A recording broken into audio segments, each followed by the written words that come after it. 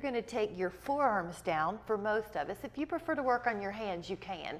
Let your elbows down, and at first, just hold your knees off the floor and your shins on the roller. I like a little bit of an internal rotation here because that puts the roller on my muscle, the tibialis anterior, the shin, as opposed to the tibia, the bone. So it also could depend on what kind of roller you have. I have a really firm one. It's a black one, and it's firm, which I love, but I also want to be nice to my bones when I'm doing something like a foam roller plank. Now keep pushing strong. 5, 4, 3, 2, 1. Now take a rest any way you need to. And I'm going to tuck in my shirt for better form. This next one is a foam roller plank, but you're going to shift forward and back just an inch or two. So when you're ready, you go to your elbows, extend your legs here. Now we're going to go back and forth just a little from the shoulders, and there's the abs. The further you go back, the more your abs have to work. So it's kind of like that saying, you know, notice how don't bite off more than you can chew, but just know if you go back further, it's going to have to be more abs, which is, you want to work in your comfort level of a good challenge. 4 more, 3, 2, bring the knees in. You're doing great. This is one way to stretch. It's a child's pose with the shins on the roller. You certainly can do it another way too, where you just rest your belly on the floor. Good gosh, that was great. We're going to do a little differently. This is a knee in, so the forearms are down. Now on this, I like to start with the foam roller a little closer to the knees, but not under the knees. Toes in. Get ready. You're going to bend your knees underneath you. Now I'll call it inchworm and then straighten. Now bend your knees underneath you and then straighten. You notice this pace? One thing you can do in your workouts, in a lot of different areas of workouts, is change the pace. So the time, which is one of the variables we work in exercise strength training, the time is long because we're doing them so slow. Bend the knees. As a challenge, if you would like to speed up the tempo for 5, you can. My caveat is I still like the good form. 2, 3, 2, 1, and then rest. Woo! Take a moment, and I hope you feel your abs burning. This next one is a hip lift. This is like dolphin in yoga. Let your forearms down. Great job, guys. Forearms down. Lengthen your legs. Again, I like the foam roller closer to my knee, but never on that knee, okay? So internally rotate, lift your hips, and then you're in a plank. Your gaze is probably at your hands in plank. Lift your hips, your gaze is probably towards the foam roller. Now plank. Lift your hips. You notice I'm going slow and controlled. It's harder. It forces the form to be better, or it as an opportunity for the form to be better. Now, if you care to change it up, we're going to do a little faster tempo, but good form is the first prerequisite. Up hips. 5 of these. 4, 3, 2, 1. Now, rest. It can be a child pose with the hips back. You're doing so good. Breathe in. Woo!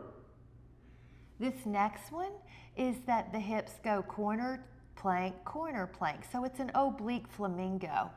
You're going to let your forearms down, extend your legs. Now, slight internal rotation, so the roller is on your shin. Lift your hips, but angle them a little left. Now plank, which is normal. Lift your hips, long knees, angle the hips right. Breathe in, exhale left.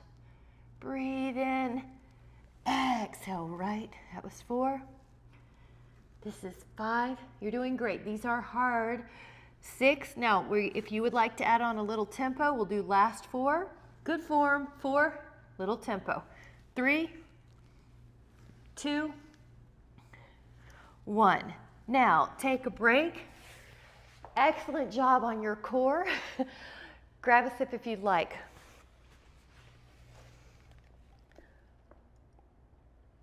I hope your abs are burning. Mine were burning. This next one is a belly down swan. So now the foam roller is on the head end of the mat. Bring the foam roller to the head end of your mat. Again, you can toe in, and that just opens the SI joint, but you can also just be neutral with your feet. And some people externally rotate as well. So find what's comfortable on your back. Now your arms, I think of them as knives. You're knifing down as you come up with your inhale. Beautiful.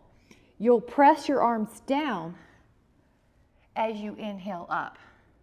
You'll press your arms down as you inhale up. Bring it, inhale with your lift.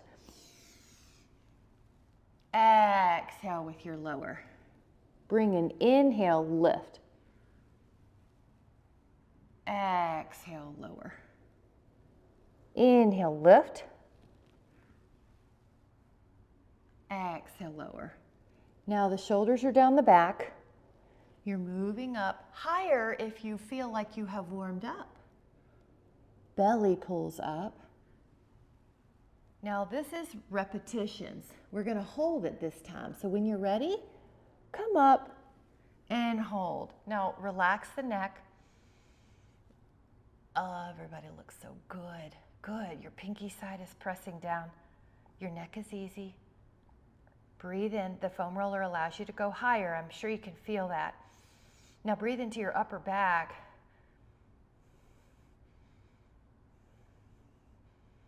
Inhale.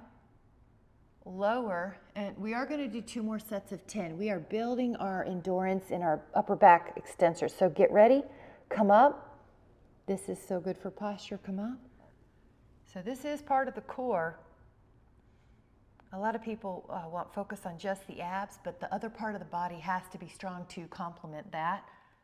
And just for good ergonomics in the body. Breathe in. And exhale, lower. Your triceps are working. So if you feel that, you're on it.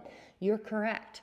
You're going to go up. It's not just the upper back. Those triceps are working. Good. Breathe. Breathe. Inhale. And exhale. Now, one rest pose is to do a windshield wipe. Another one is to do a child pose. So just take a rest pose that serves you. We are going to be adding on. Let your legs go long. That's right. If you need a rest pose of child, please take it. Really good listening to your body. Whenever you're ready, your hands are going to be like knives again. Float up.